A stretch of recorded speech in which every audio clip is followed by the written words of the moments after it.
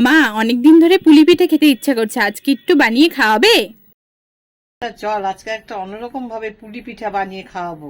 প্রথমে মিষ্টি আলুগুলোকে সিদ্ধ করে চোচা ছাড়িয়ে নিলাম। এবার এর মধ্যে দিয়ে দিলাম 2 কাপ পরিমাণে চালের গুঁড়ো, 1 কাপ ময়দা ও হাফ কাপ সুজি। সুজিটা দিলাম কারণ পুলি পিঠাগুলো যাতে নরম হয় এবং খেতে খুব ভালো লাগে। এবার এর মধ্যে দিয়ে দিলাম অল্প পরিমাণে চিনি আর একটু লবণ। কেউ যদি চায় চিনি ছাড়াও এটা করতে পারে। এবার এই উপকরণগুলোকে ভালো করে মাখিয়ে নিতে হবে।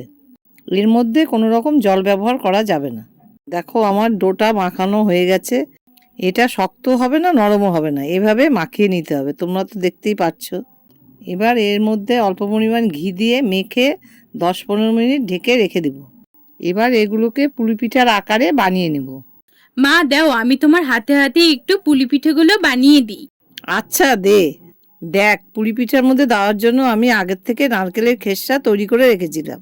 পুলি পিঠেগুলো একটু চামচ দিয়ে সুন্দর করে ডিজাইন করে নিলাম। তোমরাও যেভাবে ইচ্ছা সুন্দর করে পুলি পিঠেগুলো ডিজাইন করে নিতে পারো।